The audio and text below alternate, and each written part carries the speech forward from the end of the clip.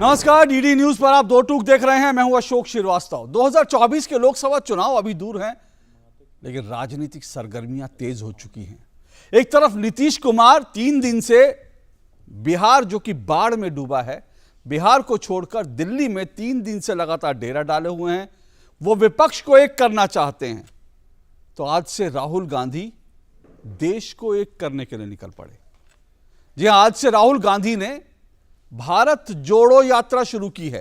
हालांकि इसको नाम तो दिया गया भारत जोड़ो यात्रा, लेकिन जाहिर सी बात है कि साफ तौर पर दिखता है कि 2024 के लिए कांग्रेस एक बार फिर से कोशिश कर रही है कि कैसे अपना वोट बैंक, वोट शेयर बढ़ाया जाए। क्योंकि 2 लोकसभा चुनाव लगातार 2014, 2019 2 लोकसभा चुनाव में कांग्रेस को करारी हार मिली थी। उसके बाद जो तमाम देश के विधानसभा चुनाव हुए, वहां भी कांग्रेस को लगातार हार पर हार मिली और एक तरफ कांग्रेस के बड़े नेता, दिग्गज नेता लगातार पार्टी छोड़ रहे हैं। ऐसे में कांग्रेस को शायद पुनर्जीवित करने की जरूरत है। इसीलिए सोनिया गांधी जी ने कहा, इस यात्रा को लेकर उन्होंने कहा, यह यात्रा कांग्रेस के लिए संजीवनी का काम करेगी। संजीवनी का काम करेगी, ये सोनिया गांधी कह रही है, कोई और नहीं।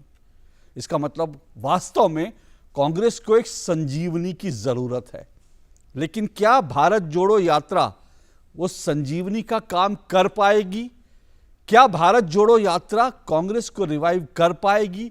क्या कांग्रेस में जो टूट हो रही है, क्या उसको रोक पाएगी? और कांग्रेस का जो वोट शेयर है, क्या वो बढ़ा पाएगी? ये तमाम सवाल हमारे सामने हैं। दो टूक में इसी पर चर्चा करेंगे। इससे पहले कि आगे बढ़ें, आइए ये रिपोर्ट देखिए।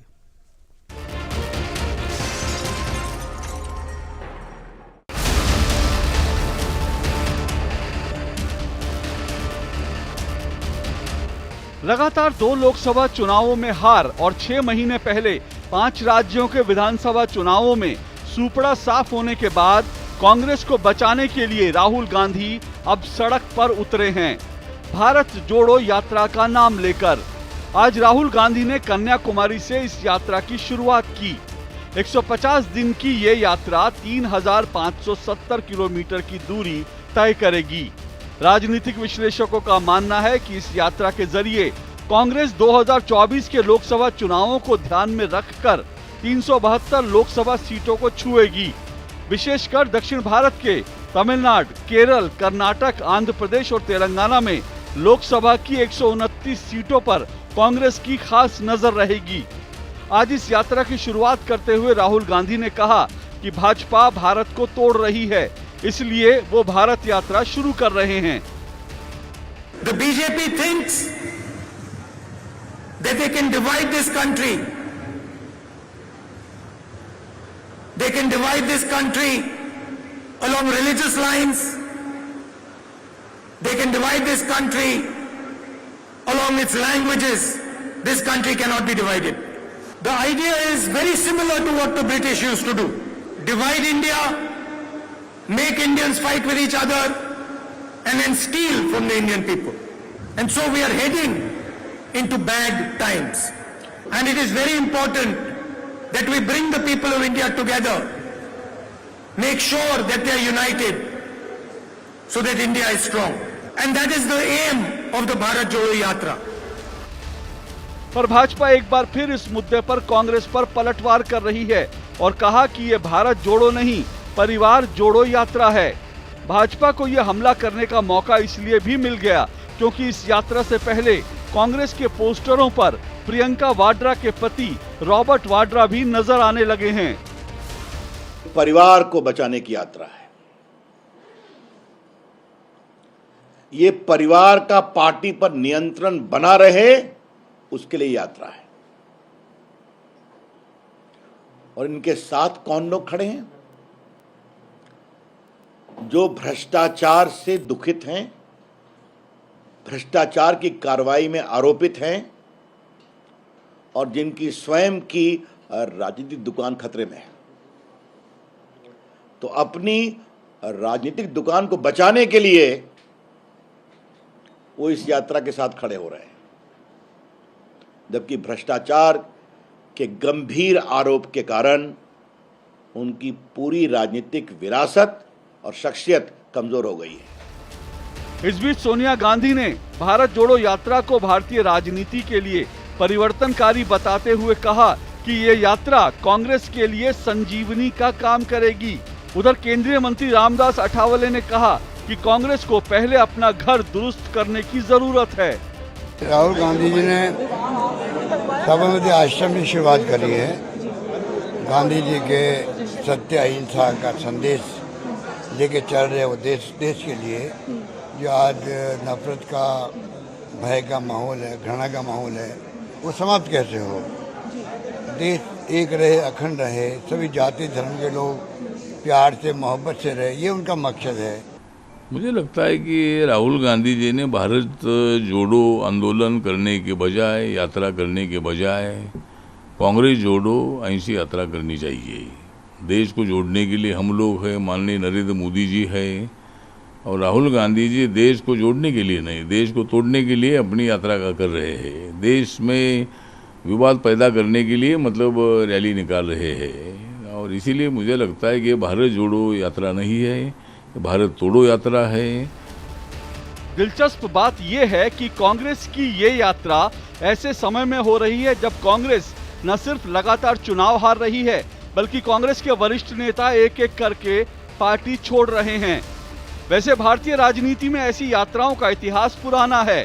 राजनीतिक दलों में भाजपा अब तक ऐसी यात्राएं निकालती रही है और अब कांग्रेस की बारी है। लेकिन यात्रा का नाम भारत जोड़ो देने पर असम के मुख्यमंत्री हेमंत बिस्व शर्मा ने कड़ी प्रतिक्रिया दी है और कहा कि भारत तो एक है ही। कश्मीर से कन्याकुमारी, सिलचर से सौराष्ट्र तक कोई भारतवर्ष को जोड़ना जरूरत नहीं है। ये भारतवर्ष बहुत बढ़िया से इंटीग्रेट हो चुका है और इसमें कोई विखंडित होने का और कोई सवाल नहीं है देश में। अभी देश को तोड़ा था 1947 में, और देश को तोड़ने का बाद अभी बोल रहे हम भारत को जोड़ने के लिए बाहर आ गया हूं, और कहां आया है? वही भारत जो जुड़ा हुआ है। तो ये कॉमेडी नहीं है तो और क्या है, आप बताइए। तो ये रिपोर्ट थी और इसी पर आज हम चर्चा करेंगे। और मेरा दो टूक का सवाल आपके सामने है। आज दो टूक का मेरा सवाल, जिसके इर्द गिर्द इस चर्चा को हम आगे बढ़ाएंगे। भारत जोड़ो यात्रा से क्या रुकेगी कांग्रेस की टूट और क्या जुड़ेंगे कांग्रेस के वोट? ये मेरा सवाल है। जी हां, भारत जोड़ो यात्रा से क्या रुकेगी कांग्रेस की टूट और क्या जुड़ेंगे कांग्रेस के वोट? ये मेरा सवाल। और इस पर चर्चा करने के लिए तीन मेहमान मेरे साथ जुड़ रहे हैं। आइए तीनों मेहमानों का परिचय करवा दूं। मेरे साथ प्रेम शुक्ला जी जुड़े हुए हैं, बीजेपी के राष्ट्रीय प्रवक्ता हैं प्रेम शुक्ला जी। मेरे साथ चयनिका उनियाल जी जुड़ी हुई हैं, कांग्रेस की प्रवक्ता हैं चयनिका उनियाल जी। मेरे साथ प्रेम शुक्ला और चयनिका उनियाल जी के अलावा स्टूडियो में जुड़े हुए हैं मेरे साथ वरिष्ठ पत्रकार, स्तंभकार, मेरे साथ अवधेश कुमार जी जुड़े हुए हैं। आप तीनों मेहमानों का बहुत बहुत शुक्रिया, स्वागत। शुरुआत करता हूं मैं प्रेम शुक्ला जी, आपसे शुरुआत करता हूं, क्योंकि मैं बाकी चीज़ों पर सवालों पर हूं, लेकिन उससे पहले बीजेपी का एक अपना इतिहास रहा है यात्राओं का। चाहे वो अटल जी हों या मुरली मनोहर जोशी हों, जिसमें नरेंद्र मोदी भी शामिल थे, जो कश्मीर से लेकर कन्याकुमारी तक यात्रा निकाली गई। तो बीजेपी इस तरह की यात्राएं निकालती रही है जब जब विपक्ष में रही है। आज अगर कांग्रेस विपक्ष में है, वो यात्रा निकाल रही है, तो फिर इसको एक तरह से कांग्रेस की मानना चाहिए भी, कांग्रेस भी रिवाइव होने की कोशिश कर रही है। जैसे आप लोग विपक्ष में थे तब यात्रा निकालते थे, तो फिर इस पर इस तरह के राजनीतिक हमला करना कि ये परिवार जोड़ो है, ये परिवार को जोड़ने की कोशिश है, इस तरह की बयानबाजी क्यों? नहीं, देखिए, वो यात्रा निकालने के लिए निश्चित तौर पर स्वतंत्र है, और हमारी यात्राओं पर क्या कांग्रेस ने टिप्पणियां नहीं की हैं, और हमारी टिप्पणियों से क्या उनकी यात्रा जो है वह भंग हो जाती है? क्या उनकी यात्रा पर किसी प्रकार का विपरीत परिणाम पड़ता है? हम मूल्यांकन करेंगे जब उनकी यात्रा पर हमसे प्रश्न पूछा जाएगा, और जब वो नाम रखेंगे भारत जोड़ो यात्रा, तो यह प्रश्न तो बनेगा ना कि भारत तोड़ो का जो समझौता है वो स्वीकार किसने किया था। और जब हम 2014 में भारतीय जनता पार्टी के आदरणीय नरेंद्र मोदी जी, जिनके नेतृत्व को आप विभाजनकारी कहते आए हैं, उनके कार्यकाल में बताइए ना, जम्मू एवं कश्मीर जो है भारत में अनुच्छेद 370 में संशोधन के बाद जिस तरह से जम्मू एवं कश्मीर का इंटीग्रेशन भारत की तरफ बढ़ा है, सशक्त हुआ है, और पहले था क्या? ईस्टर्न जो ईशान्य भारत है, ईशान्य भारत में 2-2 महीना 3-3 महीना ब्लॉक रहते थे 2014 के पहले, कि आप मिजोरम जैसे प्रदेश में 3 महीना पूरे देश से कटा हुआ है। ये स्थितियां होती थी। आज ईशान्य भारत अगर भारत में रहने का गौरवगान करता है, जम्मू एवं कश्मीर में तिरंगा अमृत महोत्सवी वर्ष में हर गांव हर गली में लगता है। और जब कश्मीर से कन्याकुमारी से कश्मीर की हमारी यात्रा हुई थी, तब लाल चौक पर तिरंगा ध्वज फहराना चुनौती थी। और यह चुनौती अनुराग ठाकुर जब तिरंगा यात्रा लेकर गए तब भी थी। तो आपके कार्यकाल में 20 वर्षों तक जिस जम्मू एवं कश्मीर में चुनौती थी, जिस असम में, भाई नेली नरसंहार छोड़ देता हूं मैं, आप बातें करते हैं बड़ी विभाजनकारी, नेली नरसंहार छोड़ भी दूं मैं, तो आप मुझे बताइए ना, बोडो उल्फा हिंसापात था कि नहीं था, और उसको रोका है कि नहीं? नक्सली आतंकवाद को 70% कुचल दिया है कि नहीं कुचल दिया है? तो भारत को सशक्त बनाया है। अर्थव्यवस्था में हम 5वें नंबर की शक्ति, ब्रिटेन को अमृत काल के अवसर पर उस अर्थव्यवस्था से बड़ी अर्थव्यवस्था बन जाना एक उपलब्धि है। तो इस पे जो औपनिवेशिकता की राजनीतिक संतानें हैं, उनका प्रलाप तो निश्चित होना था, उनको तो विलाप करना ही है। अरे भारत इतना सशक्त हो जा रहा है, सबसे अधिक उसकी जो है जीडीपी में ग्रोथ 13% दिखाई दे रहा है। तो आप इसे विलाप मानते हैं? इस यात्रा विलाप यात्रा है ये। विलाप यात्रा है, प्रलाप यात्रा है। और राहुल गांधी को लॉन्च करने का एक और प्रयास है, और उस प्रयास में अब आटे का लीटर वाली दुकानें खुलने की ही देरी है। ओके, ठीक है। चयनिका उनियाल जी, एक बात जो कई जो इंपॉर्टेंट है, राजनीतिक आरोप और बयानबाजी तो अपनी जगह है, लेकिन प्रेम शुक्ला जी ने जो एक इंपॉर्टेंट बात कही, उन्होंने कहा कि नॉर्थ ईस्ट की अगर बात करें तो नॉर्थ ईस्ट, जाहिर सी बात है, नॉर्थ ईस्ट में एक अलग तरह की चुनौतियां थी, वहां पर एक अलग तरह का उग्रवाद था, और कंपैरेटिवली देखें तो बीते कुछ सालों में नॉर्थ ईस्ट की स्थिति बहुत बेहतर हुई है। जम्मू कश्मीर में तिरंगा नहीं लहरा सकते थे, लाल चौक पे तिरंगा लहराने वाले को पकड़ लिया जाता था, गिरफ्तार कर दिया जाता था, वो आईएसआई के झंडे लहराते थे, पाकिस्तान के झंडे लहराते थे। आज वहाँ जम्मू कश्मीर में हर घर पे तिरंगा लहरा रहा है। तो इस तरह से देखें तो ये बात तो ठीक है कि भारत फिर मजबूत हुआ है, भारत टूटा नहीं है, भारत और ज़्यादा मजबूत हुआ है। तो फिर क्यों ना माना जाए कि ये यात्रा बेसिकली राहुल गांधी को एक बार फिर से रीलॉन्च करने की कोशिश है और कांग्रेस को मजबूत करने की कोशिश है? देखिए, जो आपने बात कही, मैं उसी पे कमेंट करना चाह रही हूँ कि आप जो रीलॉन्च की या पार्टी को मजबूत करने की बात कर रहे हैं, तो देखिए, कांग्रेस पार्टी एक राजनीतिक दल है। हर राजनीतिक दल को अपने दल को मजबूत करना, अपने संगठन को मजबूत करना एक वजह, मतलब एक उसका अधिकार हो सकता है, और कांग्रेस का भी है। हाँ, जहां तक भारत को मजबूत करने की बात है, तो आप एक चीज जानिए, बार बार कह रहे हैं कि कांग्रेस की वजह से, बार बार, मतलब मैं देख रही हूँ कि 14 अगस्त से ये विभाजन के ऊपर बहुत सवाल खड़े किए जा रहे हैं। पर विभाजन क्यों हुआ, कैसे हुआ, इसके ऊपर चर्चा नहीं करना चाहते, क्योंकि विभाजन तभी हुआ ना जब इस देश को लोगों ने सांप्रदायिक सोच के साथ दिमागों के अंदर बांटना शुरू किया। और इसमें भूमिका निभाने वाले में कौन थे? इसमें भूमिका निभाने वाले जिन्ना के अलावा आप सावरकर को मना नहीं कर सकते कि उन्होंने जो है इस तरह की सोच नहीं दी जिसने जिन्ना की विभाजनकारी सोच को और पुष्पित और पल्लवित किया। और स्थितियां इतनी बिगड़ी थी उस समय कि खुद पटेल साहब ये कहने के लिए मजबूर हो गए थे कि अगर आज की जो स्थितियां हैं, इसमें देश जो है गृह युद्ध की तरफ जा रहा है, और आज अगर हमने इस विभाजन को नहीं स्वीकार किया तो हमें नहीं पता कि ये गृह युद्ध कब तक चलेगा और कैसे चलेगा और कौन जीतेगा, और जो भी जीतेगा उसको दोबारा इस देश को पुनः पटरी पे लाने में वर्षों लग जाएंगे। ये पटेल साहब का कथन है, मेरा कथन नहीं है। और मेरे विचार से बीजेपी उनको तो खुद स्वीकार करने और अपनाने में बहुत बुरी तरह से लालायित है, क्योंकि उनके पास ऐसी कोई शख्सियत नहीं है, इसलिए कांग्रेस से ही शक्तियां ढूंढते हैं। दूसरी बात, विभाजन इस वजह से हुआ क्योंकि इस देश में ऐसी विभाजनकारी सोच को पुष्पित और पल्लवित किया गया। और यकीन मानिए कि इस यात्रा का जो उद्देश्य है, वो उद्देश्य भी यही है कि 3 वजह इस यात्रा की है। पहली बात इन्होंने कही कि इकोनॉमी बहुत थ्राइव इकोनॉमी है, बहुत बढ़ रही है। तो मैं आपसे कहूं कि इस देश के अंदर अमीर आदमी बहुत अमीर होता जा रहा है और गरीब आदमी बहुत गरीब होता जा रहा है, इस बात को कोई नकार नहीं सकता। महंगाई किस तरह से अपने चरम पे है, इस बात से भी कोई मना नहीं कर सकता। और आप ये देखिए कि जिस तरीके से आर्थिक विषमता के साथ साथ जिस तरीके से निजीकरण को लगातार पोषित और पल्लवित किया जा रहा है, उसको भी कोई नकार नहीं सकता। आपने कभी सुना था कि विश्वविद्यालय जो है ऋण लेंगे? आज की डेट में विश्वविद्यालय तक ऋण ले रहे हैं। आप ये देखिए कि आईआईटी के भी कुछ समय पहले मैंने न्यूज में पढ़ा था, ये मेरी अपनी कोई कल्पना नहीं है, ये न्यूज के अंदर था कि आईआईटी के जो पीएचडी के स्टूडेंट हैं वो इसलिए जो है विरोध कर रहे हैं कि उनकी पीएचडी की फीस 170 गुना बढ़ गई है। और हाल ही में आईआईटी ने चयनिका जी, एक मिनट अवधेश जी, एक मिनट, आर्थिक विषमताएं चरम पे है, सामाजिक विषमताएं चरम ओके, एक मिनट, हाँ अवधेश जी एक मिनट, मैं चयनिका जी एक मिनट, चयनिका जी एक मिनट, थोड़ा सा विषय, चयनिका जी एक मिनट, थोड़ा सा विषय पर एक मिनट, चयनिका जी एक मिनट, आप ये सब ये आर्थिक एक मिनट, हाँ मैं एक मिनट, चयनिका जी ये जो बाकी मुद्दे आप उठा रहे ना, जब वक्त आता है इसको उठाते हैं, लेकिन आपने एक इंपॉर्टेंट बात कही, मैं आपसे क्लैरिफिकेशन उस पर लेना चाहता हूं।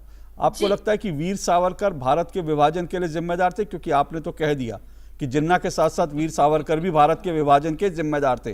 क्या आप मानती हैं वीर सावरकर भारत के विभाजन के जिम्मेदार थे? बिल्कुल, मैं मानती हूँ कि उनकी जो सोच थी, उस सोच ने जब सावरकर ये कहते हैं कि हिंदू और मुसलमान दो राष्ट्र, नेहरू जी सावरकर जब वो ये कहते हैं, आप मुझसे सवाल कर रहे हैं, मुझे जवाब देने दीजिए, आप फिर आपकी जब बारी आएगी तो आप बोलिएगा। मैंने सिर्फ नहीं बड़ा साफ पूछा सावरकर ने क्या कहा, किस कंटेक्स्ट, क्योंकि आप जब कहेंगी सावरकर ने ये कहा तो मैं उसका कंटेक्स्ट भी सुनिए मैं आपको उसका कंटेक्स्ट भी बता, एक मिनट, मैं उसका कंटेक्स्ट भी बता सकता हूं, इसलिए मैं आपसे पूछ रहा हूं सीधा सावाल, क्या आप सावरकर को जिम्मेदार मानती है देश के विभाजन के लिए? उनकी सोच को मानती हूँ, जो सोच उन्होंने काला पानी से बाहर आने के बाद, बहुत बढ़िया। उन्होंने तो कांग्रेस की प्रवक्ता जिन्ना के साथ साथ सावरकर को भी भारत की विभाजन के लिए जिम्मेदार मानती हैं, उन सावरकर को जिनको इंदिरा गांधी जी ने कहा कि भारत के वीर सपूत हैं, इंदिरा गांधी जी ने जिनका बाकायदा जिनके ऊपर डाक टिकट जारी की, उन सावरकर को ये मानती हैं, कांग्रेस की प्रवक्ता मानती हैं कि वो देश के विभाजन के लिए जिम्मेदार थे। अवधेश जी, ये तो बिल्कुल नई थ्योरी आई आज मार्केट में। अब तक तो मैं सुनता था कि वीर सावरकर कायर हैं, लेकिन वीर सावरकर देश के विभाजन के लिए भी जिम्मेदार हैं, ये कांग्रेस कह रही है। एक क्रांतिकारी को, एक स्वतंत्रता सेनानी को, जिन्होंने सबसे लंबे समय तक जो है काला पानी की सजा काटी, आज आजादी के 75वें वर्ष में, आजादी के अमृत महोत्सव वर्ष में कांग्रेस कह रही है कि भारत के विभाजन के लिए वीर सावरकर जिम्मेदार थे। देखिए अशोक जी, वीर सावरकर जी पर जाएंगे तो आज का जो हमारा ये भारत जोड़ो यात्रा पर है, क्योंकि मैं इनको चयनिका उनियाल जी के साथ मैं पहली बार बैठा हूँ, कांग्रेस में देखा नहीं हूँ।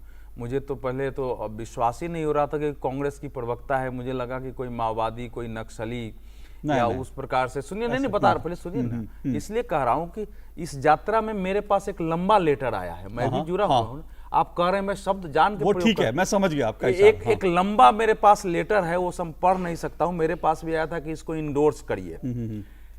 2009-10 में राहुल गांधी का प्रधानमंत्री बनना निश्चित हो गया था। यही लोग जो अभी यात्रा कर रहे हैं, यही लोगों ने समझाया कि तू तो देश का महान व्यक्तित्व, हीरो बन जाओगे। आप गांव की बात करो, आप नौजवानों के लिए बात करो, आप भारत के बदलने की, व्यवस्था परिवर्तन की बात करो, फारो ले जाकर वो कैबिनेट का जो प्रस्ताव होता है, एकदम हीरो बन जाओगे। मैं देख रहा हूं कि जो उसमें से कुछ सोनिया गांधी जी के सलाहकार परिषद में थे, फिर उसके बाद जब शाहीन बाग आंदोलन हुआ, कुछ चेहरे बड़े और उस बीच तो दिखते ही थे सब, लेकिन फिर वो किसान आंदोलन में, अब वो जो मेरे पास एक पूरा लेटर आया है कि भारत कैसे हो रहा है, उसमें अपील की गई है कि सब लोग हो। और कल राहुल जी ने उसमें से लोगों से भेंट भी की, आपको मालूम है ना, कल अलग से वो 150 लोगों से वो मिले हैं, जिसमें वो सारे लोग थे। तो जाहिर है कि वो लोग अगर ज्ञान कांग्रेस को दे रहे हैं तो इसी प्रकार की भाषा उसमें से निकलेगी। यहां तक कि जो ये 3 उद्देश्य बता रही थी ना, ये तीनों उद्देश्य इसमें लिखा है कि यात्रा क्यों है। मैं जरा पहले पढ़ के सुनाऊंगा, फिर बताऊंगा, फिर इनकी बात का उत्तर दूंगा। आपका इशारा साफ तौर पर ऐसे लोगों की तरफ है जो लोग, मैं आप पढ़िए, मैं सिर्फ दर्शकों के इसके लिए उनकी तरफ है जो सोशल एक्टिविस्ट के नाम पर जो है राष्ट्रीय सलाहकार परिषद में थे, और उसके बाद अलग अलग समय पे अलग अलग चेहरों में अलग अलग चेहरों पर दिखते रहे। सर नर्मदा मूवमेंट, मूवमेंट सारे मूवमेंट का जो एक केंद्रीय संगठन बना है उसमें किसान मूवमेंट से जुड़े सबको ये लेटर गया है, उसके लोग आए थे उनसे मिलने। और ये यात्रा कांग्रेस की प्लानिंग नहीं है, कांग्रेस की प्लानिंग जो बड़े नेताओं की नहीं, ये यात्रा प्लानिंग, ये यात्रा का जो पूरा कंसेप्ट दिया है इसमें योगेंद्र यादव जी की एक बड़ी भूमिका रही है इसके पीछे। तभी वो किसानी छोड़ करके फिर से वो भारत जोड़ने के लिए रही है। इसलिए कह रहा हूं ना कि ये सब जो लोग अभी बाहर जो लोग गुस्से में जा रहे हैं, ये लोग भी समय पर बयान देंगे कि ये लोग क्या चाहते थे, कि यात्रा कैसे निकली है। इसमें 3 उद्देश्य वो भी बता रहे थे ना। एक तो बता रहे कि भाई देश में आर्थिक असमानता के खिलाफ है, जाति, धर्म, भाषा, नस्ल और रंग के आधार पर बढ़ रहे भेदभाव और अपराध के खिलाफ है, केंद्र सरकार द्वारा सत्ता और सरकारी एजेंसियों के दुरुपयोग के खिलाफ है। तीसरा जो है ना वो महत्वपूर्ण है, क्योंकि राहुल जी ने जो आज भाषण दिया है उसमें से 4 पॉइंट जो है याद यहां रखने के लिए बहुत महत्वपूर्ण है। उन्होंने एक कहा है कि एक आदमी पर देश की जिम्मेवारी है कि एक आदमी इस देश को के लोगों को, गरीबों को ऊपर उठाए। वो आदमी क्या कर रहा है? वो आदमी ये कर रहा है, एक सेकंड, वो आदमी कह रहा है कि नहीं हमको तो 4 कंपनियां हमारे लिए महत्वपूर्ण हैं और ये 4 कंपनियां ही हमारे लिए, इन्हीं का केवल विकास होना चाहिए। तो वही वो कह रहे हैं ना कि आर्थिक अर्थव्यवस्था तो जो है इस सुनिए, स्थिति में है कि जहां पे गरीब बहुत गरीब होता जा रहा है, अमीर बहुत अमीर होता जा रहा है। ये विचार मैंने गुलाम नबी आजाद का नहीं हो सकता है, ये विचार मनीष तिवारी का नहीं हो सकता है, ये विचार स्वर्गीय प्रणब मुखर्जी का नहीं हो सकता है। मैं यही तो सब बताने की कोशिश कर रहा हूं कि यात्रा किसने तय की है। पहले तो यह तय होना चाहिए कि कांग्रेस की यात्रा है। दूसरा वो कह रहे हैं, आप इसको कांग्रेस की यात्रा मानते हैं? दूसरा वो कह रहे हैं कि हम लोग देश को संवारने के बजाय वो व्यक्ति ईडी और सीबीआई है। तो भाई दोनों की जांच तो चल रही है, तीसरे की भी चल रही है, इनकम टैक्स की भी जांच चल रही है। तो अब ये जो मैं बता रहा हूं कि ये आज का जो उनका भाषण है, जो ये संकल्प है और जो यहां हमारी जो कांग्रेस की प्रवक्ता बोल रही हैं और जिस प्रकार से लेटर जारी हुआ है, इन सब चारों को मिला के देखने की आवश्यकता है कि आखिर ये यात्रा है क्या, ये यात्रा का उद्देश्य क्या है। क्या ये यात्रा, जैसे प्राइम मिनिस्टर ने भी कुछ दिनों पहले कहा था कि जिसके खिलाफ भ्रष्टाचार की कार्रवाई हो रही है तो एक नया ध्रुवीकरण हो रहा है, क्योंकि आज राहुल गांधी जी का जो भाषण है, जो मुख्य तीसरा उद्देश्य है, वो यही बता रहा है। तो अब इस समय तय करने के, देखिए भारत यात्रा के प्रति मेरी सहानुभूति है, मैं शुभकामना भी दे सकता था, लेकिन इस भारत यात्रा में जो भारत तोड़ने वाले लोग हैं, जो 10 से 15 हजार की संख्या में हैदराबाद में उतर के नारे लगा रहे थे कि सिर तन से जुदा करो, अगर उसके विरुद्ध इसमें एक शब्द होता तो मैं कहता कि हाँ, यह यात्रा भारत जोड़ो का है और उसकी आवश्यकता है भारत जोड़ो की, क्योंकि वाकई वो जो कह रही हैं, वो जो कह रही है इस देश में 1927 से 1947 के बीच की स्थिति पैदा करने की कोशिश हो रही है, उसके विरोध में एक शब्द नहीं है। और ये जो भाषा है, मैं एक अंतिम बात कह रहा हूं कि मैं पहले भी आपके चैनल पर बोल चुका हूं देश में कि कांग्रेस ने तय कर लिया है कि मुझको पूरी तरह नष्ट करके ही रुकना है। और ये राहुल गांधी की जो यात्रा है, जो भाषा निकल रही है, जिन लोगों की सलाह पर चली है और जिसके कारण कांग्रेस के बड़े नेताओं में विद्रोह है, जो आने वाले समय में इस यात्रा के चलने के साथ आपको दिखाई देगा। और जो भाषा चैनिका उनियाल यहां बोल रही है सावरकर जी को लेकर, ये बता रहा है कि ये कांग्रेस जिस इंदिरा गांधी का नाम ले रहे नहीं है, ये सोनिया परिवार का कांग्रेस है, जिसका वाकई कांग्रेस से कोई लेना देना नहीं है। ये उनके इशारों पर चल रही है, जो शाहीन बाग में थे, जो किसान आंदोलन कर रहे थे। ठीक है, आप जो कह रहे हैं उसमें एक महत्वपूर्ण बात यह है, बिल्कुल आपने ठीक कहा कि अगर देश के कई हिस्सों में आज भी जो है सर तन से जुदा के नारे लगते हैं और इस पूरी रैली में, इस पूरी यात्रा में उसका कोई जिक्र ना हो, उसके खिलाफ आवाज ना उठाए, तो सवाल उठना लाजमी है। काटा गया है गला। बिल्कुल, वो काटा गया, वो काटा गया, वो तो हुआ ही है। और साथ साथ अभी भी नारे लग रहे हैं। मैं तो रिसेंट इंसिडेंट की बात कर रहा हूं सर, कि बाकायदा वो जिस तरह के नारे अभी हैदराबाद में लगा, जिसका आपने जिक्र किया, तो सवाल ये उठता है कि इस यात्रा में क्या वो भी फोकस में हैं? ये सवाल बड़ा लाजमी है, क्योंकि ऐसे तत्वों को बचाने वाले अगर इस यात्रा में शामिल है तो सवाल उठता है आप भारत को कैसे जोड़ोगे? ये सवाल लाजमी, मैं आऊंगा इस पर, मुझे एक ब्रेक लेना है, लेकिन ब्रेक के बाद ये सवाल भी बड़ा इंपॉर्टेंट है, क्योंकि चैनिका जी आपने एक बात इंपॉर्टेंट कही, किसी भी पार्टी को मजबूत होने का हक है। बिल्कुल हक है किसी भी पार्टी को। इसका मतलब आप मानती हैं कि कांग्रेस आज कमजोर हुई है और भारत जोड़ो यात्रा दरअसल कांग्रेस को मजबूत करने की ही एक कोशिश है। मैं आऊंगा इस पर, इस ब्रेक के बाद। An enchanting landscape, a myriad of adventures, an insight into spirituality, a glimpse of history, Experience the diversity. Ladakh Tourism. Discover yourself. अब देश बड़े संकल्प लेकर के ही चलेगा और वो बड़ा संकल्प है विकसित भारत। प्रधानमंत्री जी का ये विजन अमृत काल में है। हर देशवासी का संकल्प जिसको गति दे रहा है आपके द्वारा दिए गए एडवांस टैक्स का एक एक रुपया। तो आइए विकास के इस लक्ष्य की ओर कदम बढ़ाएं और समय पर अपना एडवांस टैक्स जमा कर प्रगति की गति बढ़ाएं। याद रखिए, वित्तीय वर्ष 2022-23 के लिए एडवांस टैक्स की दूसरी किस्त का 15 सितंबर 2022 तक अवश्य भुगतान करें। कॉर्पोरेट्स, अन्य संस्थाएं, सैलरीड एम्प्लॉइज या फिर वे व्यक्ति जिनकी TDS, TCS कटने के बाद भी कर देयता 10,000 रुपए या उससे अधिक है, उनके लिए एडवांस टैक्स देना आवश्यक है। प्रत्येक आयकर दाता एक राष्ट्र निर्माता। अब गांव गांव और खेत खेत की बात है कुछ निराली। फसल बीमा पॉलिसी से छाई है खुशहाली। द्वार द्वार और हाथ हाथ में सुरक्षा की सौगात। गर्व से बोल रहे हैं सभी किसान, मेरी पॉलिसी मेरे हाथ। आजादी के अमृत महोत्सव पर हम देश के किसानों को दे रहे हैं सुरक्षा की सौगात। प्रधानमंत्री फसल बीमा पॉलिसी अब आपके हाथ। और पॉलिसी को बीमित किसानों के द्वार तक पहुंचाने के लिए हमने फसल बीमा पॉलिसी वितरण कार्यक्रम का किया है शुभारंभ। देश भर के किसानों ने करीब 21,000 करोड़ रुपए ही प्रीमियम के तौर पर दिए, लेकिन उन्हें मुआवजे के तौर पर 1 लाख करोड़ रुपए से ज्यादा मिले। जब खराब मौसम की हो मार, PMFBY दे आर्थिक सुरक्षा बार बार। प्रधानमंत्री फसल बीमा योजना, कृषि एवं किसान कल्याण मंत्रालय, भारत सरकार। ISI। मम्मा ISI। नो बेटा, हॉट है, पापा को लेट हो जाएगा। पापा ISI। गेट रेडी बेटा। मम्मी, हमारे घर में सभी प्रोडक्ट्स पर ISI का निशान क्यों है? ISI मार्क का मतलब है विश्वसनीय बेहतरीन क्वालिटी, ताकि हम सब सुरक्षित रहें। ISI मार्क जैसे पापा से है देश सुरक्षित, ISI मार्क से हम सब सुरक्षित। पेड़ लगाओ, पानी बचाओ, जनसंख्या को जनबाढ़ न बनाओ। IME Sahibabad, Ghaziabad, NCR। 27 years of excellence in higher education offers Radhika scholarship up to 50% of college fees. हमारा देश भारत आजादी का अमृत महोत्सव मना रहा है। आइए हम भी इस महोत्सव में भाग लें। सड़क पर रहते हुए बच्चों को आपने कई बार देखा होगा। कोई बच्चा दिव्यांग होता है, कोई बाल मजदूर, कोई परिवार से बिछड़ा।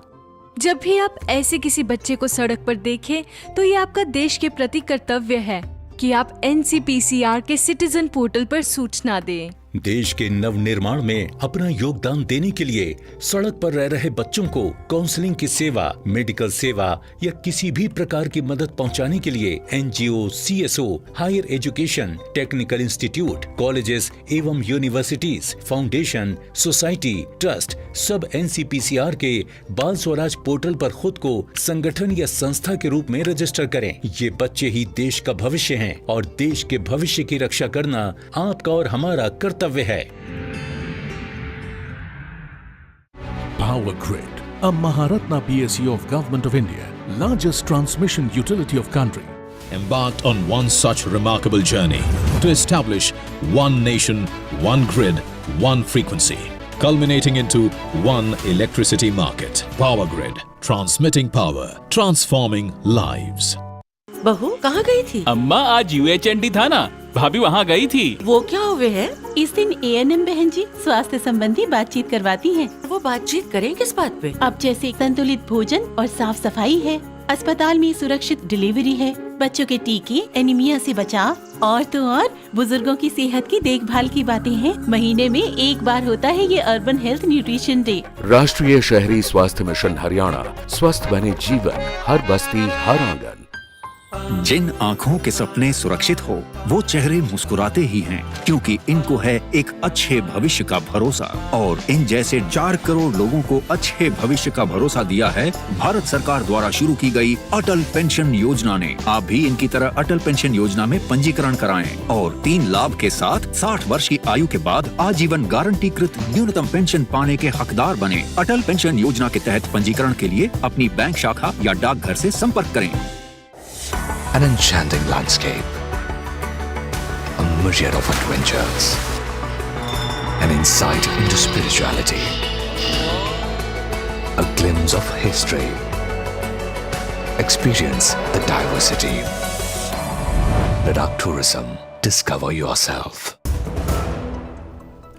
तो दो टुक आप देख रहे हैं, दो टुक में हम चर्चा कर रहे हैं भारत जोड़ो से जुड़ेंगे क्या वोट। राहुल गांधी भारत जोड़ो यात्रा शुरू कर रहे हैं, 150 दिनों की यात्रा है, लेकिन सवाल यह है कि क्या यह यात्रा कांग्रेस को टूट से बचा पाएगी, क्योंकि कांग्रेस के बड़े कद्दावर नेता लगातार पार्टी छोड़ छोड़ कर जा रहे हैं।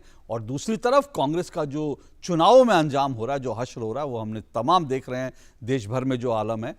क्या कांग्रेस 2024 के लिए कुछ वोट अपने जुटा पाएगी इस यात्रा के जरिए? इसी पर चर्चा कर रहे हैं।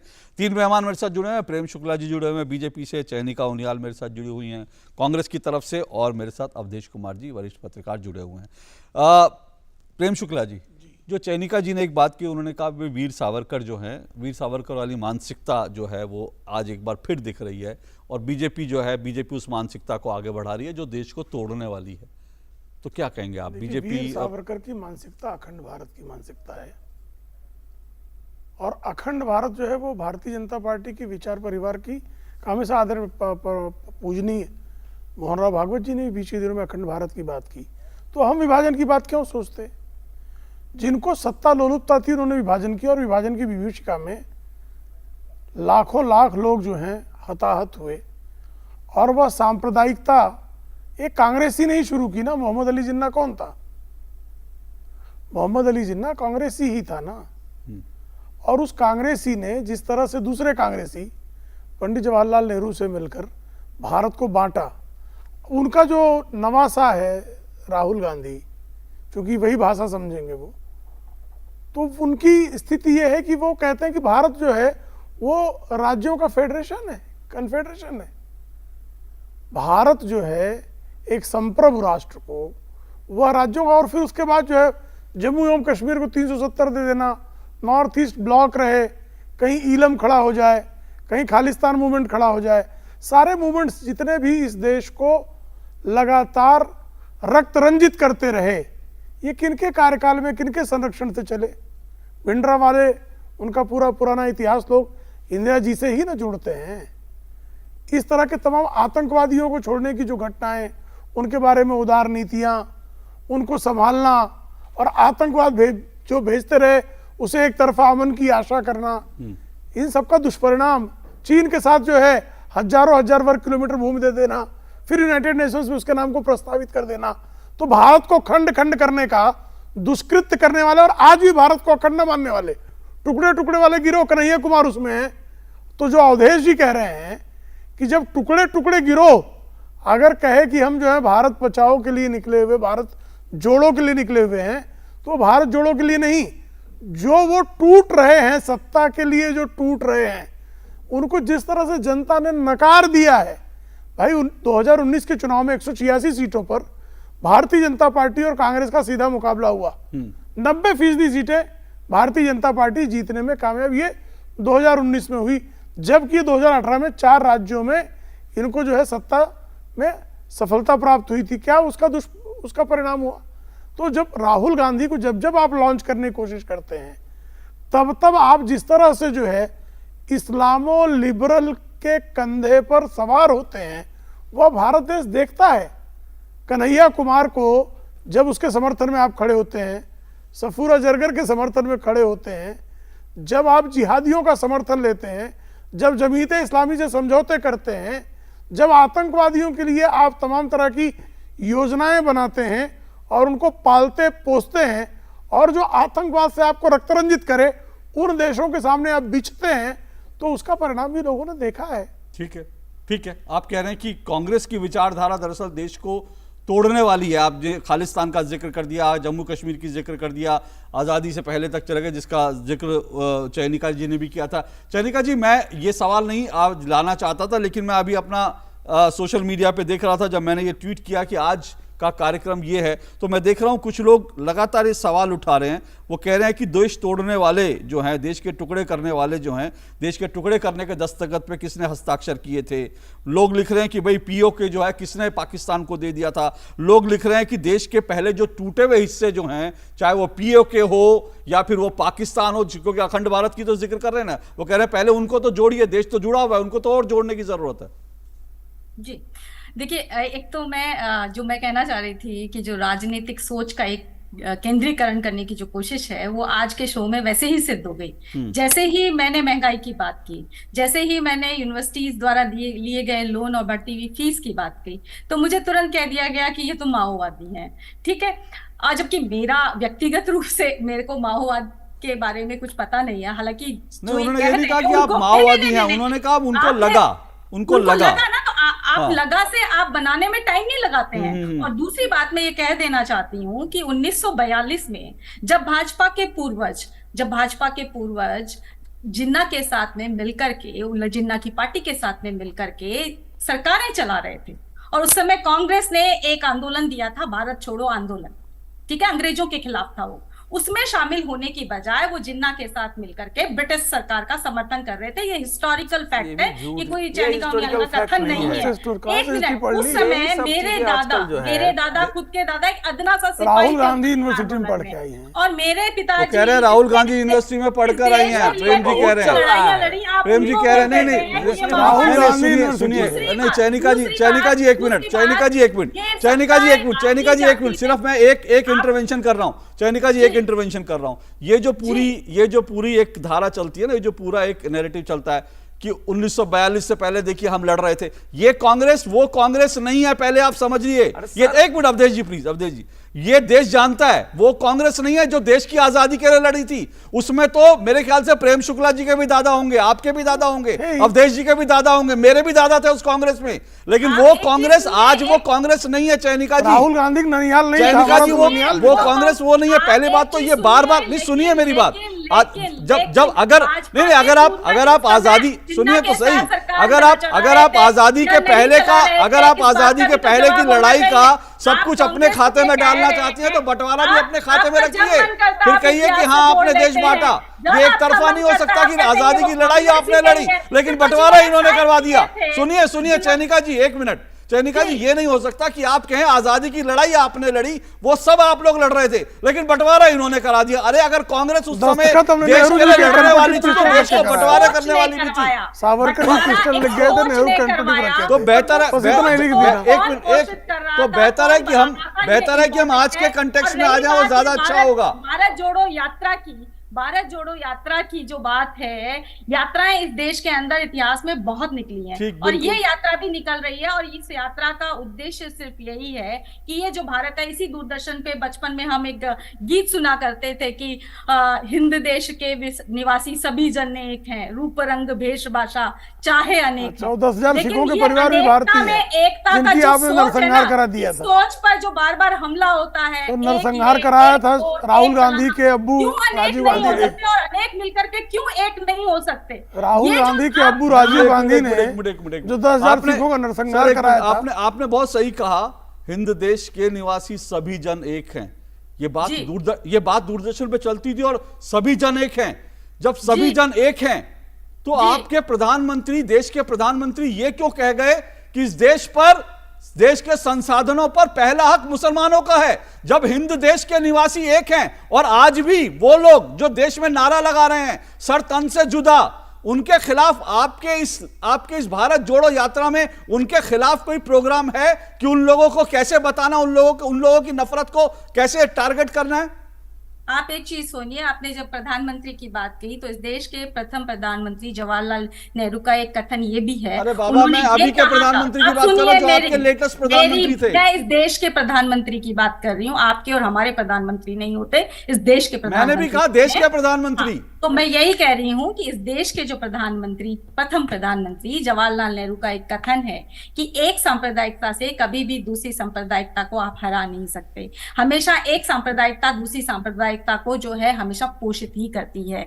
तो अगर वो किसी भी धर्म की सांप्रदायिकता हो, चाहे वो हिंदू धर्म की हो, चाहे मुसलमान धर्म की हो, चाहे सिख की हो, चाहे ईसाई की हो, अगर आपकी अतिवादी सोच है कि मेरी माँ अच्छी है, ये बहुत अच्छी बात है। मेरे लिए मेरी धर्म मेरी माँ की तरह है। मेरी माँ अच्छी है, बहुत अच्छी बात है, लेकिन मेरी माँ ही अच्छी है, दूसरे की माँ खराब है, वो गलत होता है। चाहे वो मैं सोचूं या कोई और। चैनिका जी मेरा बड़ा, चैनिका जी मेरा, चैनिका जी एक मिनट, चैनिका जी मेरा बड़ा, एक मिनट चैनिका जी प्लीज, चैनिका जी मेरा बड़ा स्पेसिफिक सवाल है। मैंने आप पहुंच गई नेहरू जी पर। मैंने कहा देश के जो प्रधानमंत्री मनमोहन सिंह थे, डॉक्टर मनमोहन सिंह, आप कह रही हैं हिंदू देश के सभी निवासी एक हैं। अगर ये आज की कांग्रेस की सोच है तो फिर देश के प्रधानमंत्री डॉक्टर मनमोहन सिंह ये क्यों कहते हैं कि देश के संसाधनों पर पहला हक मुसलमानों का है? और आपने कहा कि एक सांप्रदायिकता दूसरी सांप्रदायिकता का मैं मुकाबला कराने की बात नहीं कर रहा हूं। मैं सिंपल सवाल पूछ रहा हूं, जो लोग आज इस देश में नारे लगा रहे हैं, भारत, जो लोग आज देश में नारे लगा रहे हैं सर तन से जुदा, क्या वो देश को तोड़ने वाले हैं कि नहीं है? ये बताइए। मैं ये कह रही हूं कि कोई भी व्यक्ति जो धार्मिक कट्टरता, कोई भी व्यक्ति नहीं, मैं स्पेसिफिक पूछ रहा हूं। आपने वीर सावरकर का नाम नहीं चैनिका जी, आपने वीर सावरकर का नाम स्पेसिफिक ले दिया। एक मिनट, आपने वीर सावरकर का नाम स्पेसिफिक ले दिया। मैं स्पेसिफिक पूछ रहा हूं, सर तन से जुदा हो ये नारे लगाने वाले देश तोड़ने वाले हैं कि नहीं? ये नारा किसी भी तरीके से कोई भी मानवीय व्यक्ति स्वीकार नहीं कर सकता। नहीं, ये नारा देश तोड़ने वाला है, मानती हैं आप? ये जो नारा है, इस नारे के ऊपर आप जो बात कह रहे हो, ये नारा अगर गलत है तो ये नहीं, अगर गलत है, अगर गलत है ये नारा, अगर गलत है, आपको इसमें अगर मगर लग रहा है चैनिका जी। मैं कह रहा हूं ये नारा देश को तोड़ने वाला है, तालिबानीकरण है। आप इसको अगर मगर कह रही हैं। उतना ही गलत है ये नारा, उतना ही गलत, उतना ही मतलब अल कांग्रेस हो गई है वो, अल कांग्रेस। नहीं, बाबा आप एक बार सुनिए चैनिका जी, एक बार आप भारत को जोड़ने निकले हैं ना कांग्रेस। चैनिका जी एक मिनट, आप भारत को जोड़ने निकले हैं ना, जरा एक बार चैनिका जी, एक बार, सिर्फ एक बार जरा उठा के गर्दन उठाकर कहिए कि ये जो नारा लगा रहे हैं सर तन से जुदा, ये भारत तोड़ने वाले लोग हैं, हम इनके खिलाफ आवाज उठाएंगे। एक बार कह दीजिए। मैं इस देश के अंदर जो भी इस देश को तोड़ने की जो बात भी चाहे, हाँ जो भी नहीं, जो भी सर तन से जुदा। देखिए अब सर तन से जुदा, देखिए ये दिक्कत यही है, दिक्कत यही अवधेश जी सर तन से जुदा अल कांग्रेस है भाई। चैनिका जी खुलकर बोल नहीं पा रही हैं, क्या मजबूरी है? जैसे अल कायदा वैसे अल कांग्रेस। सर तन से जुदा के खिलाफ बोलना, एक बार बोलिए ना खुल के कि सर तन से जुदा नारा लगाने वाले देश को तोड़ने वाले हैं और राहुल गांधी उनके खिलाफ आवाज उठाएंगे। जब पूरी भारत यात्रा, भारत जोड़ो यात्रा के बुकलेट में शामिल नहीं है, कभी कांग्रेस पार्टी ने प्रेस कॉन्फ्रेंस में इस विषय को नहीं उठाया है, तो आप क्या कल्पना करते हैं कि उनकी प्रवक्ता उठाएंगे? और मैंने ये कहा था कि मुझे तो हैरत हो रही थी कि मैं किसी कांग्रेस के प्रवक्ता का सुन रहा हूं या मैं किसी माओवादी का सुन रहा हूं, तो इनको लगा कि हमको माओवादी कर रहे हैं। यही भाषा है माओवाद का, मतलब ये नहीं कि बंदूक से लड़ना। ये जो आपकी भाषा है 1900, सुनिए इतिहास, मैं इतिहास का छात्र हूं और मैं आपके एक, लेकिन आज का डिबेट खत्म हो जाता, सावरकर जी पर कुछ बोला नहीं हूं। 1942 में कांग्रेस के सारे नेताओं को अंग्रेजों ने पकड़कर जेल में डाल दिया था। कांग्रेस कहां आंदोलन कर रही थी? एक जगह का नाम बताइए कि वहां कांग्रेस आंदोलन कर रही थी। उसमें जयप्रकाश नारायण, उसमें राम मनोहर लोहिया, जो कांग्रेस, ये बात ठीक है, लेकिन वो सब क्या थे? वो विराटनगर नेपाल के जेल में बंद थे। वहां नेपाली, सुनिए एक बात बता, अरे इनके जवाब तो देने दीजिए ना। इन्होंने कहा दूसरी बात नहीं, ये बार बार कही जा रही है। मैं कह रहा हूं, सुनिए अवधेश जी एक मिनट नहीं, अवधेश जी सुनिए, मेरा मानना ये है, मेरा सिर्फ ये मानना है कि अगर हम इतिहास में चले जाएंगे, वही तो कह रहा हूं, मैं वही कह रहा हूं, ठीक है, इतिहास में हम डिबेट करते रहेंगे तो हम कहीं, मैं सिर्फ नहीं, मेरे लिए आज इंपॉर्टेंट बात क्या है, सुनिए, मेरे लिए आज इंपॉर्टेंट बात यह है कि इस देश में आज ऐसी ताकतें हैं जो कहती हैं सर तन से जुदा, लेकिन आज कांग्रेस उनके खिलाफ बोलने की एक शब्द नहीं बोल, यही तो मुझे लग रहा है ये आज ये इंपॉर्टेंट विषय है भाई। तो आपकी चिंता कांग्रेस को, आप आज इस समय सोनिया गांधी परिवार की जो कांग्रेस है, दुनिया ऐसा है, सुनिए चैनिका जी, हम सब कांग्रेस के परिवार के रहे, आपको पता ही नहीं होंगे, हमारे घर में चरखे चलते थे, लेकिन हम लोग इस सोनिया परिवार वाली कांग्रेस के पार्ट नहीं रहे हैं। ये कांग्रेस जो है इस देश में अब टुकड़े टुकड़े गैंग कहते हैं। इस समय केवल वही नहीं है, पंजाब में बाजाबता पुलिस के संरक्षण में खालिस्तान का नारा लगाते हुए लोग चल रहे हैं, उस पर एक शब्द इसमें नहीं है। इसमें ये आपको बता रहा हूं, जो बाहर से टूल किट गैंग आवाज लगा रही है कि रेफरेंडम करके भारत को अलग करो, उसमें एक शब्द नहीं है। पाकिस्तान ने, सुनिए, इसलिए मैं कह रहा हूं कि देश तय करेगा कि ये जो यात्रा है, मैं तो राहुल गांधी के प्रति मेरी सहानुभूति है, 3500 किलोमीटर चल रहे हैं, लेकिन इस 3500 किलोमीटर में अगर वो शक्तियां शामिल हैं जो सर तन से जुदा के को देश के विरोधी और मनुष्यता विरोधी नहीं मान रहे हैं, जो खालिस्तान को उसके विरोध में नहीं मान रहे हैं, तो फिर ये देखिए कि यात्रा क्या है। ओके, एक छोटा सा ब्रेक और ले रहा हूं मैं। चयनिका जी, आपके पास दोबारा ये सवाल लेकर आऊंगा क्योंकि आपने कहा 42 के आंदोलन में सभी संगठन शामिल थे। मैं 42 पर अभी नहीं जाना चाहता। चयनिका जी, आपने कहा बोलना पड़ेगा, आपके नहीं जाने से थोड़ा होगा। सर एक मिनट, उसमें आरएसएस भी शामिल थी, ओके, शामिल नहीं थी। सर एक मिनट, मैं उस डिबेट में नहीं जा। चयनिका जी, मैं एक ब्रेक ले रहा हूं क्योंकि आपको मैंने, एक मिनट सुनिए चयनिका जी, भारत को जोड़ना बहुत अच्छा कॉन्सेप्ट है, भारत जुड़े, भारत मजबूत, और बहुत अच्छा कॉन्सेप्ट है। लेकिन मैं ब्रेक के बाद, क्योंकि आपको मैंने कहते सुना कि आपकी बात तोड़ मरोड़ कर, तो मैं ये चाहूंगा कि बिना अगर मगर के ब्रेक के बाद फिर आपके पास आऊंगा। एक बार आप बोलिएगा कि जो लोग भारत में, तो आप एक minute sir please Awadhesh ji please रुकिए, अवधेश जी प्लीज आप रुकिए, आप अभी निष्कर्ष मत निकालिए, उनको मौका दे रहे हैं ना, वो बोलेंगी। एक मिनट, उनको मौका दे रहे हैं, वो बोलेंगी ब्रेक के बाद कि सर तन से जुदा होकर, ब्रेक सर प्लीज एक मिनट, अभी उनको मौका दे रहे हैं ना, वो बोलेंगी। Sir please Awadhesh ji please उनको मौका तो दीजिए, वो बोलेंगी। सर तन से जुदा नारा लगाने वाले, देश को तोड़ने वाले लोग हैं, और राहुल जी उनके खिलाफ भी बोलेंगे, आवाज उठाएंगे। ब्रेक के बाद बोलेंगी चयनिका जी, मैं आ रहा हूं इस ब्रेक के बाद। An enchanting landscape, a myriad of adventures, an insight into spirituality, a glimpse of history. Experience the diversity. Ladakh Tourism. Discover yourself. पेड़ लगाओ, पानी बचाओ, जनसंख्या को जनबाढ़ न बनाओ। IME Sahibabad, Ghaziabad, NCR. 27 years of excellence in higher education offers Radhika scholarship up to 50% of college fees. अब गांव गांव और खेत खेत की बात है कुछ निराली, फसल बीमा पॉलिसी से छाई है खुशहाली। द्वार द्वार और हाथ हाथ में सुरक्षा की सौगात, गर्व से बोल रहे हैं सभी किसान, मेरी पॉलिसी मेरे हाथ। आजादी के अमृत महोत्सव पर हम देश के किसानों को दे रहे हैं सुरक्षा की सौगात। प्रधानमंत्री फसल बीमा पॉलिसी अब आपके हाथ, और पॉलिसी को बीमित किसानों के द्वार तक पहुंचाने के लिए हमने फसल बीमा पॉलिसी वितरण कार्यक्रम का किया है शुभारंभ। देश भर के किसानों ने करीब 21,000 करोड़ रुपए ही प्रीमियम के तौर पर दिए, लेकिन उन्हें मुआवजे के तौर पर 1 लाख करोड़ रुपए से ज्यादा मिले। जब खराब मौसम की हो मार, PMFBY दे आर्थिक सुरक्षा बार बार। प्रधानमंत्री फसल बीमा योजना, कृषि एवं किसान कल्याण मंत्रालय, भारत सरकार। हमारा देश भारत आजादी का अमृत महोत्सव मना रहा है। आइए हम भी इस महोत्सव में भाग लें। सड़क पर रहते हुए बच्चों को आपने कई बार देखा होगा। कोई बच्चा दिव्यांग होता है, कोई बाल मजदूर, कोई परिवार से बिछड़ा। जब भी आप ऐसे किसी बच्चे को सड़क पर देखें, तो ये आपका देश के प्रति कर्तव्य है कि आप NCPCR के सिटीजन पोर्टल पर सूचना दें। देश के नव निर्माण में अपना योगदान देने के लिए सड़क पर रह रहे बच्चों को काउंसलिंग की सेवा, मेडिकल सेवा या किसी भी प्रकार की मदद पहुंचाने के लिए NGO, CSO, higher education, technical institute, colleges एवं यूनिवर्सिटीज, फाउंडेशन, सोसाइटी, ट्रस्ट सब NCPCR के बाल स्वराज पोर्टल पर खुद को संगठन या संस्था के रूप में रजिस्टर करें। ये बच्चे ही देश का भविष्य हैं, और देश के भविष्य की रक्षा करना आपका और हमारा कर्तव्य है।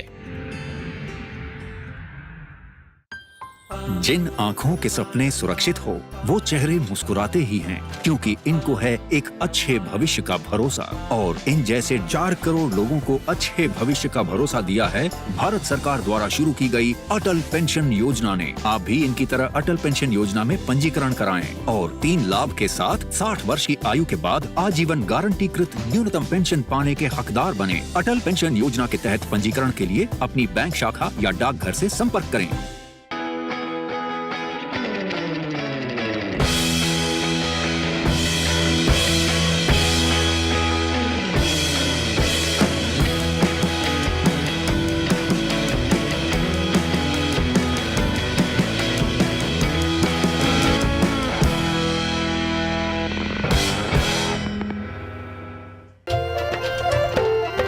फसल बीमा से अब सुरक्षित आत्मनिर्भर बन जाए किसान। AIC के संग मौसम की मार अब नहीं करेगी तंग, नुकसान की होगी पूरी भरपाई। AIC किसान का हमराही। Agriculture insurance company of India limited, संपन्न भारत की पहचान, बीमित फसल खुशहाल किसान।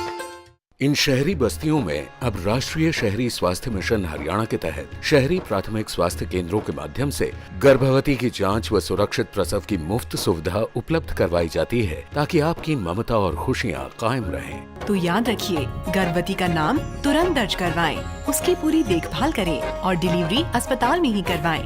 बधाई हो। राष्ट्रीय शहरी स्वास्थ्य मिशन हरियाणा, स्वस्थ बने जीवन, हर बस्ती हर आंगन। ISI। मम्मा ISI। नो बेटा, हॉट है, पापा को लेट हो जाएगा। पापा ISI। गेट रेडी बेटा। मम्मी, हमारे घर में सभी प्रोडक्ट्स पर ISI का निशान क्यों है? ISI मार्क का मतलब है विश्वसनीय बेहतरीन क्वालिटी, ताकि हम सब सुरक्षित रहें। ISI मार्क जैसे पापा से है देश सुरक्षित, ISI मार्क से हम सब सुरक्षित। Power Grid, a Maharatna PSU of Government of India, largest transmission utility of country. Embarked on one such remarkable journey to establish one nation, one grid, one frequency, culminating into one electricity market. Power Grid, transmitting power, transforming lives. An enchanting landscape, a myriad of adventures, an insight into spirituality, a glimpse of history. Experience the diversity. Ladakh Tourism. Discover yourself. तो चलिए, 2 आप देख रहे हैं। 2 हम चर्चा कर रहे हैं। भारत जोड़ो यात्रा क्या वोट जोड़ने के लिए है, राहुल को रीलॉन्च करने के लिए है, कि भारत को जोड़ने के लिए क्या कॉन्सेप्ट है, इसमें समझने की कोशिश कर रहे हैं। 3 मेहमान मेरे साथ, प्रेम शुक्ला, चैनिका उनियाल और अवधेश कुमार जी जुड़े हैं। चैनिका जी, क्या सर तन से जुदा ये नारे लगाने वाले, देश तोड़ने वाले लोग हैं, और क्या राहुल जी इनके खिलाफ भी आवाज उठाएंगे? देखिए, मैं आपको स्पष्ट तौर पे कह रही हूँ, बिना किसी तोड़ मरोड़ के, बिल्कुल स्पष्ट शब्दों में, कि ये जो नारा है ये बिल्कुल अमानवीय नारा नहीं है, बल्कि ये एक गैर कानूनी भी है। और कोई अगर ऐसी हरकत करता है तो उसको पूरी तरह से कानूनी तहत सजा मिलनी ही चाहिए। अगर राजस्थान में इस तरह की घटना हुई तो उस पर पूरी कानूनी कार्यवाही हुई। इस तरह की घटना को कोई भी सरकार जो जन कल्याण, जैसे वीर सावरकर देश तोड़ने वाले विचारधारा है, वैसे क्या ये भी विचारधारा देश तोड़ने वाली है, सरतन से जुदा? इस तरह की विचारधारा को आप कभी भी पोषित नहीं कर सकते। नहीं, देश तोड़ने वाली है ना ये विचारधारा। ये समाज को तोड़ने वाली विचारधारा है। समाज देश नहीं तोड़ती है। देश को ही नहीं बल्कि समाज को भी तोड़ने वाली विचारधारा है। इस तरह की विचारधारा को आप पोषित नहीं कर सकते। तो उम्मीद करूं राहुल जी इसके खिलाफ। लेकिन वो लोग भी, आप सुन लीजिए, आप मेरी पूरी बात सुन लीजिए। मैं आ रहा हूं, क्या उम्मीद करूं कि राहुल जी की इस यात्रा में ये मुद्दा उठेगा और ये मुद्दे, इस पे भी राहुल जी इस यात्रा का सीधा उद्देश्य, 3 उद्देश्य उन्होंने कहे। एक आर्थिक विषमता की बात कही, जो कि आपके अवधेश जी ने साफ 3 उद्देश्य बताए, जिसमें तीसरा जो दूसरा उद्देश्य है वो यही है कि जो सामाजिक जो अतिवाद है उसके खिलाफ एक सामाजिक सौहार्द की बात की जाए, आपसी सौहार्द की बात। वो तो हो गया, चाहिए। और दूसरी बात, एक चीज और मैं ऐड करना चाहती हूँ, एक चीज और ऐड करना चाहती हूँ कि जब मेरे विचार सुन करके किसी को ये लगता है कि ये माओवादी विचार हैं, तो मैं आपको बता दूं कि ये विचार समाजवादी और कल्याणकारी विचार कहे जाते हैं। और मैं उस डिबेट में नहीं जाना चाहता। मैं उस डिबेट में नहीं जाना चाहता कि आपको उनके विचार कैसे लगता है, उनको आपके विचार कैसे लगता है। मैंने यही तो बात है ना कि जब उन्होंने आपको माओवादी शब्द का इस्तेमाल किया तो मैंने कहा ये विषय मत उठाइए, मैंने उनको टोका, आपने उनका जवाब दे दिया, उन्होंने आपका जवाब दे दिया। मैं इस डिबेट में नहीं जाना चाहता कि आपकी विचारधारा क्या है, मैं तो भारत जोड़ो पे बात कर रहा हूं ना। चैनी का उनियाल की विचारधारा मेरे लिए इंपॉर्टेंट नहीं है। मेरे लिए ये इंपॉर्टेंट है कि अगर इस देश में कांग्रेस की प्रवक्ता और कांग्रेस ये मानती है कि वीर सावरकर भारत तोड़ने वाली ताकत है, तो मैं ये मानता हूं भारत तेरे टुकड़े होंगे, और मैं ये मानता हूं सर तन से जुदा की विचारधारा भारत को तोड़ने वाली है, और भारत के संसाधनों पर पहला हक मुसलमानों का है, यह विचारधारा भारत को तोड़ने वाली है, और इसके खिलाफ भी इसमें आवाज उठेगी। मैं ये उम्मीद करता हूं कांग्रेस के साथ, मैं ये उम्मीद करता हूं अगर आप भारत को जोड़ने के लिए निकल रहे हैं, मैं ये उम्मीद करता हूं इसके खिलाफ आवाज उठाएंगे। और ये यात्रा 150 दिन होगी चैनिका जी, हम बार बार डिबेट करेंगे, और मैं ये देखूंगा, इंतजार करूंगा कि किस दिन राहुल गांधी कहते हैं कि सर तन से जुदा ये नारा लगाना देश को तोड़ने वाला नारा है। मैं उस दिन का इंतजार करूंगा, और अगर 150 दिन बाद वो नहीं हुआ तो मैं आपका ये क्लिप भी चलाऊंगा और कांग्रेस से फिर सवाल पूछूंगा, मैं कांग्रेस से फिर सवाल पूछूंगा, और अगर नारा लगाएंगे, और अगर सुनिए मेरी बात पूरी नहीं हुई है, अगर राहुल जी कहेंगे कि हाँ ये देश तोड़ने वाला है, तब भी मैं उस पर डिबेट करूंगा और राहुल जी के लिए तालियां बजाऊंगा कि सांप्रदायिकता के खिलाफ बोला। प्रेम शुक्ला जी, भारत को तो मजबूत करना है, जोड़ना है, तो अगर इस तरह की यात्राएं निकलती है भारत को जोड़ने वाली, तो सबको मिलकर उसका स्वागत करना चाहिए। भारत जोड़ने की यात्रा का तो निश्चित तौर पर स्वागत होगा, लेकिन जो तोड़ने वाली शक्तियों को संभालने वाले संरक्षक शक्तियां, उनसे आप क्या अपेक्षा करते हैं? कौन उनके साथ चलने वाले लोग हैं? क्या उनका एजेंडा है? भारत को जोड़ने की उनकी क्या परिकल्पना है? अरे भारत को एक टैक्स तो दे नहीं पाए थे, जीएसटी जो है वो आदरणीय नरेंद्र मोदी जी ले आए। अनुच्छेद 370 का संशोधन आदरणीय नरेंद्र मोदी जी के कार्यकाल में हुआ। ईशान्य की समस्या नरेंद्र मोदी जी के कार्यकाल में हल हुई।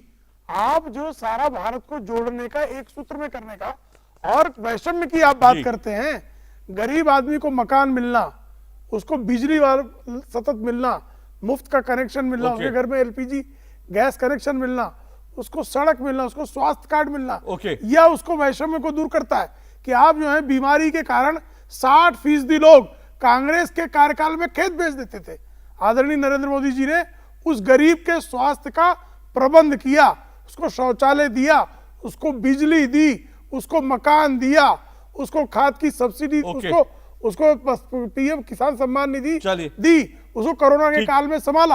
आप बता दीजिए ना कांग्रेस की एक योजना। चलिए, ये राजीव गांधी तो कहते थे 85 पैसे कांग्रेसी बीच में खा जाते हैं, और वो 85 पैसे जो है राहुल गांधी जब सत्ता का नियंत्रण कर रहे थे तब भी खा रहे थे। तो इतने निकम्मा और नकारा लोग ये तोड़ने वाली टुकड़े टुकड़े गैंग वालों को जो है उसे कंधे पे सवार होके इस भारत को जोड़ने के लिए नहीं, बल्कि कांग्रेस को छोड़ने वाले जो लोग हैं उनकी चरण वंदना में निकले हैं। भ्रष्टाचारियों को एकीकृत करने का एक दुष्चक्र करने का प्रयत्न है। ओके सर, मेरे पास समय इतना ही है, मैं सिर्फ ये कहूंगा कि भारत मजबूत हो, ये तो सबको चाहना चाहिए, सबके मन में होना चाहिए, बीजेपी हो, कांग्रेस हो, लेकिन भारत मजबूत कैसे होगा इसको लेकर आपकी अवधारणा अलग अलग हो सकती है। लेकिन यह जरूर है कि भारत को जांच छोड़ देगी तो हो जाएगा। नहीं सर, आप टिप्पणी कर, लेकिन नहीं, ठीक है, बिल्कुल मुझे अरे सर, है कांग्रेस का एजेंडा ये है, ईडी सीबीआई।